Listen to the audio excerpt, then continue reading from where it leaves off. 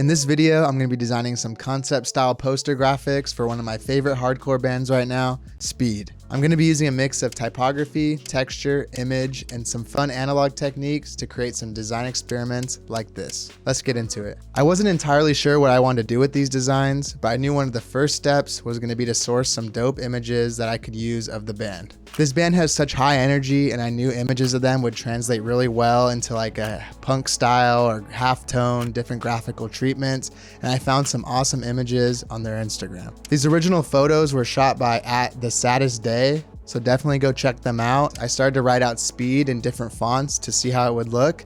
I knew I wanted to use some kind of black letter thing because that band uses it a lot, and I wanted to kind of put my own spin on that, but still keep it consistent in their kind of universe and their design style. And I'm not gonna lie, thefont.com is an amazing resource for finding some low-key, obscure black letter fonts. I decided to go with this one called Gregorian because it had that classic Old English style, but with a little bit of added uniqueness. I got the kerning set up how I wanted on the Speed letter forms and then duplicated it 5 different times for an idea I had to later incorporate the 5 members of the band. From there, I just did some small copy at the top and bottom of the layout using Gang Called Speed and Only One Mode, just some of the kind of copy that they use in their branding and their album art and their overall kind of promotional messaging. And for now, I set the subheaders in this font called New Science. After that was kind of roughly laid out, I started creating boxes around the letter forms of one character on each line. The plan was to box out a different letter in the word Speed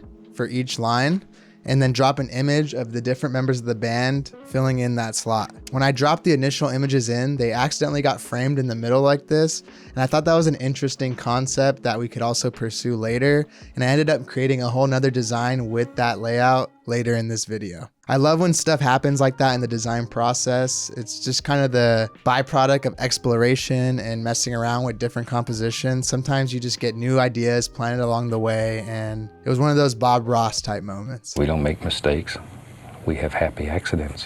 All right, so back to the first design, I started placing each image inside the containers and figuring out how I wanted them to be framed. After that, I wasn't really feeling the modern looking small type. I felt like it didn't fit good with the style of the band or the Old English, so I switched it to a more classic looking typeface. It's one that I've really been liking lately called Whoop Pegasus. It's like a really sharp serif, and I actually ended up making the type even smaller.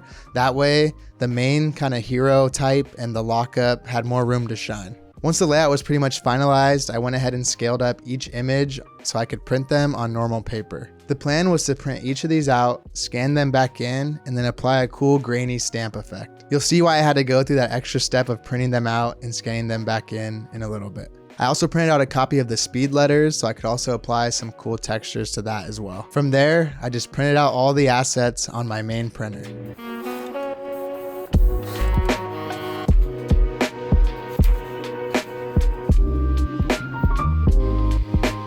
Everything was looking pretty good for what I had planned, so I went ahead and scanned the images back in. Once we were back in Photoshop, I started refining the frames with the scanned versions and then applying this punk stamp action that I created. This punk stamp effect isn't anything too crazy, it's just grain and stamp effects over in the filter gallery, and all you have to do to change the settings is adjust the contrast, adjust the levels of noise, and you can even change the DPI or the image size of your document to make the kind of graphical treatment look more or less detailed. Once I found the right black and white point and level of noise on one of the images, I just put it back into its frame, figured out the position it should be in from the original ones, and then I knew I could apply that same style to the remaining images of the other band members. Once I got all those images set up with the correct effect, I moved onto the scanned version of the Speed type. The technique was pretty much the same for this as well. I applied that grain and stamp effect on top of the scanned image and then just adjusted the settings to create this nice, gritty, distressed type effect. The reason you have to print this stuff out and scan it back in at first is because if you just do this on a digital file, it won't have the same type of grain or grittiness or any of the small details that you get with a scanned image. So once everything was framed correctly, I knew I just wanted to print each part of this design on 2 different layers. So I isolated the layer with just the typography and printed that onto this nice Astro Bright colored paper. And then the other layer of the below images, I printed that on just normal white. Once I printed out each layer, the idea is to cut the container shapes out on the colored paper with an X-Acto knife and then place the white paper underneath and layer it so the images are showing through. And I know I could easily do this technique 100% in Photoshop with just a mask, but I really like the rough hand cut effect, and I also like the dimension and shadowing it creates in the designs when you do this by hand. I really liked how this was starting to look, so I went ahead and scanned it back in to put the finishing touches on the design back in Photoshop. I ended up just adding some contrast to the final design, messing with the colors a little bit, and specifically darkening some of the blacks. I do most of this in the camera raw filter or with a selective color adjustment and just mess with the specific colors, blacks, whites, and get them how I want. I really liked how this one turned out, and I think the bright saturated yellow really captures the high energy of a band like Speed, and I was stoked to finish up the other graphic. So for this next design, I dropped in the main hero image that the band uses for their latest album, and I kind of positioned this piece to be almost like a promotional graphic for the album release. Once I got that framed up, I used my homie Duran's plugin called Vintone to create a nice contrasty black and white halftone on the image. Once that was locked up, I switched the small copy to Neue Haas Grotesque, stretched it out a little bit to give it that condensed look that I really like, and added a stroke for that final ink bleed effect.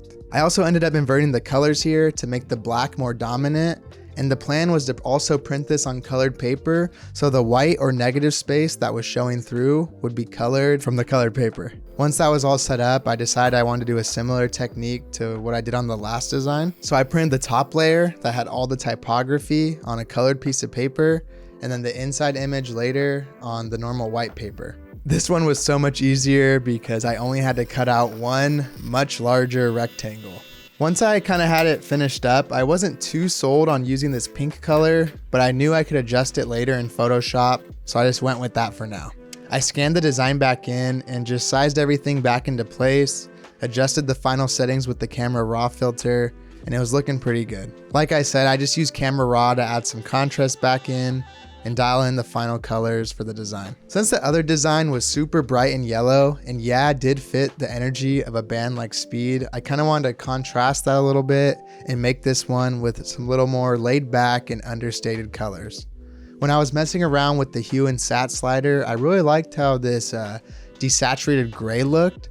So I was starting with that and then ended up bringing some blue tones back into it and came up with this nice grayish blue for the final design.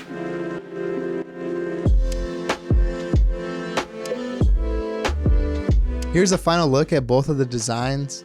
I'm pretty stoked how these turned out, and hopefully we'll get hired for more official projects with dope bands like this in the future.